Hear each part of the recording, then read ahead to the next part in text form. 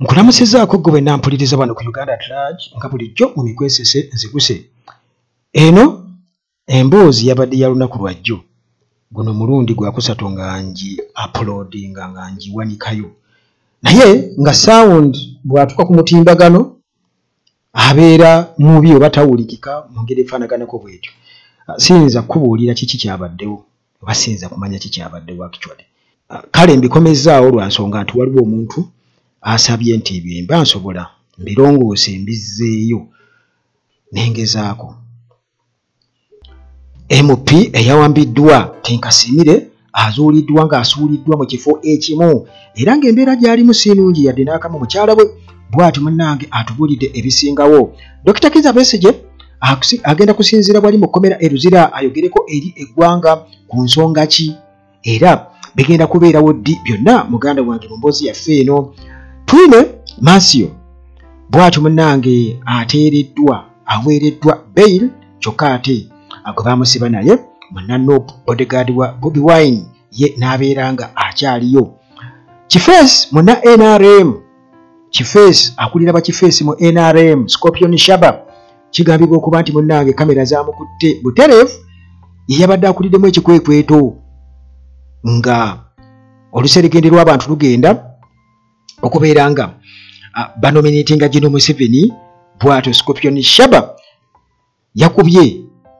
nabba yakuliddemu ekikwekweto ekyabbye abantu omunnange ne former CID boss Grace Akuro naye yabaddewo awo ennyini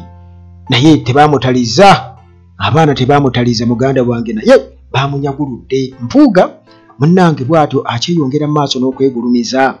agamba nti be baaleeta Bobi Wine be baakuriyetingawo Bobi Wine n'amaanyi gonna g'alina n'amasannyalaze naye mbu n'amaliriza nga abalabisizza ye yabalabisa bulabisa naye nga bwe baabuleeta Bobi Wine. Kale munnange nkulamusizzaako gwe nampuliriza yebaleko gyonna gy'otuusaako engalo. Katutandike mpolampola munnange mpolampola nga alya akatogo naye nga tugenda kuba byonna munnange tubimalayo nga bw'obiwulidde waggulu awo. Kakati munnange waliwo omubaka omu MP omu alojja emiggo eyakubiddwa emiggo egyafissewo ne gikuba ettaka. Kakati ono munnange yazuuliddwa ng'asuuliddwa ekiro mu ngeri etaategeerekese. Abasajja baamusudde baamuwamba mu mbeera etategeerekeka era bwe batyo ne bamusuula gye baamusudde mu mbeera etategeerekeka ng'ali mu mbeera etategeerekeka nga muganda wange. Kati munnange Honorable Barnabas Tinkasimire memba wa palamenti yazuuliddwa nga asuuliddwa ennamuŋŋoona ssaawa zaabadde nga 7 nkugambye ogw'ekiro eyo ku lunaku olwa Mande. Mukyala we Sandra Tinkasimire bw'atyo munnange atukakasizza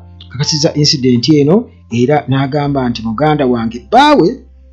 baawe embeera gy'alimu si nnungi yali n'akamu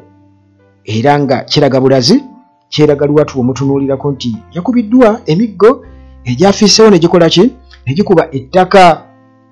Abasajja baamukubye mu nkuba era nga gye batera okukubamu abantu abalala bonna. Kakati munnange omusajja ono nti Tinkasimire mu mbeera gye yalabiseemu nga mugonvu nnyo era nga n'okutambula bakwatiridde mukwatiriri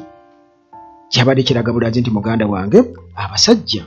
mu kumubuzaawo awo bwe batyo baabadde bakakasa oba olunyankola alumanyidde ddala nga talwesibako bwesibi. Kati munnange famire bwetyo ekyayongera okubeera nga eyagala okumanya biki ebyatuuse ku muntu waayo naye ekikulu kya byonna nti yazuuse bamulina. Bamulina sigamba nti nno oba yafudde anti bagamba nnyama ntono okaya n'eri mu nkwawa. Kakati ye muntu waabwe newankubadde nga yabadde abuziddwawo naye kale kabeere nga mulamu okusinga okubeera nga munnange yayitiddeyo kubanga munnange bangi bafiidde mu kutulugunyizibwa ebirwadde addala balina ebirwadde bafa era ne batwalibwa ne basuulibwa mu asidi tetuddemu nakubalaba. Kale abantu bagamba katusuubire nti bino si drama wa byabufuzi bwe kiba nga munnange si bwe kiri kitegeeza nti kulikayo nnyo munnaffe kubanga abasajja nga bakukutteko abo basajja babi ate babi waliwo abawagira obuwagizi mubakwate kakati munnange Besigye agenda kwogerako eri eggwanga era munnange kino kigenda kubaawo nga balonkinga ekibiina kyabwe ekya PFF kakati mu mawulire ge tufuna bw'atyo retired Colonel Dr. Kizza Besigye ali set okubeera nga agenda kudelivaringa keynote address era kino kigenda kubeera ku official launch eya People's Front for Freedom PFF lunaku lwa 2 July nga 2025 wiiki ejja kati munnange newankubadde eri mabega wa mitayimbwa naye kino kirina kubeera bwe tujjukira nti okusinziira ku mateeka bagamba nti omuntu yenna asobola okubeera nominated okwesimbawo si nsonga oba ali mu kkomera oba nedda naye nga bw'atyo munnange kasita abeera nga Munnayuganda ng'alina ebisaanyizo asobola okubeera nga nominatingibwa nakikunnyonnyola luli akati munnange Ibrahim Ssemujjuganda ono nga ye acting spokesperson owa PFF yatugambye nti okwogera Besigye kwagenda okubeera ng'ayogera nti munnange kuno si kwa bulijjo era nga kano kaseera muganda wange ka byafaayo era ka bubonero nti amaloboozi oba eddoboozi erya political prisoner ligenda kuba munnange liyita mu bisenge by'ekkomera Besigye gwe munnange ampuliriza osobola okuteebereza biki byagenda okubeera ng'ayogera era bw'obanga wali owulira ku Besigye ng'ayogera tosobola kubuuza nti agenda kwogera ki naye agenda kwogera ki kakati banaamukkiriza ye ebyo bikyali awo banaamukkiriza oba kakati munnange Buganda Road Court bw'etyo ku mawulire amalala emaze okubeera nga eta ewa bail ASP Charles Twine Mansio kakati munnange oluvannyuma lw'okubeera nti nno amaze ebbanga erisoba mu weeks 5 ku rimanda mu kkomera Buganda Road Chief Magistrates Court emaze okubeera nga ate emuwa bail Assistant Superintendent of Police former ASP Charles Twine munnange aweereddwa bail naye ate munne gwe bamukwata naye Noah Mitala bitumanyinga Noah Mutwe ono nga civilian bodyguard owa president w'ekibiina ekya National Unity Platform Robert Kyagulanyi Ssentamu ye munnange tebamukkiriza tebamuwadde bail kakati munnange nsala y'omulamuzi omulamuzi yagambye zabadde June ennaku zimwezi nga 3 Ronald Kayizi yagambye nti bail eri Twine nti eno ono abadde mu Luzira prison bw'atyo munnange emuweereddwa era nga jjukira nti ono yakwatibwa ku misango egy'okukuma mu bantu omuliro egy'okwogerera abantu n'obukyayi ez'okwogera mu mbeera eyagala okusiga obukyayi oba okwonoona kale mu ngeri enfaanaganako bw'etyo era nti bino byonna yabyogera ng'abyogera ba senior government officials kakati bw'atyo yagambye nti ng'amaze okubeera ng'atunuulira obuzito bw'emisango egimuvunaanibwa nti akizudde nti munnange Twine asobola okubeera ng'aweebwa bail kubanga bail conditions zonna yabadde azituukiriza ono bamutadde ku kakalu ka ssente kakalu kabadde ka million 5 mu buliwo ate nga abamweyimiridde million 5 nga si za buliwo okusinziira ku biriwo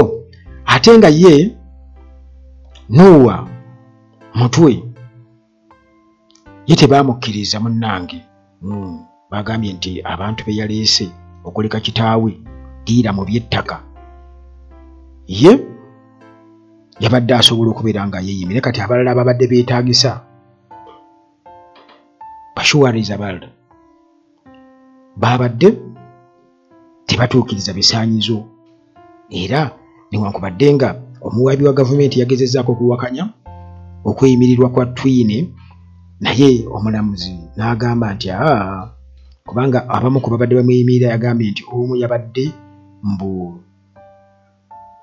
omulimu gwe mbu guweddewo mbu talina mulimu kulo n'agamba nti obutaba na mulimu tekyereza nti ojja kufuna mulimu nkya omulamuzi bw'atyo bwe yagambye era bashuwatizi bana bonna babaddewo era ne bakkirizibwa okubeera nti bamweyimirira twine. Kakati Mitala ye munnange teyasobodde kubeera ng'afuna nti byebyo byabadde ani successful oluvannyuma lwa kitaawe yekka ye yabadde kitaawe Henry Kawuma yekka ye yabadde atuukiridde ng'addiira w'ettaka naye abalala abasigadde bashuwati abayibidde bajja okumweyimirira bonna abalala omulamuzi yagambye nti nedda bano kati addeyo paka ennaku z'omwezi endowooza oba zaabadde 14 ebyo bagenda okubeera nga baddamu okubeera nga bawulira ate ensonga ze oba n'abajjuza abagenda okubeeyimirira awo nze naawe naye nga ye Charles Twine Mansio bw'atyo munnange alya butaala. Kakati bonna bwe tugendako mu bakifeesi ba NRM abalumbye abawagizi ba NRM abeekozeemu omulimu mu bawagizi bannaabwe nga bagenda ku kunominatinga kwa General Museveni bw'abatyo munnange bano ne batandika okubeera nga babba abantu.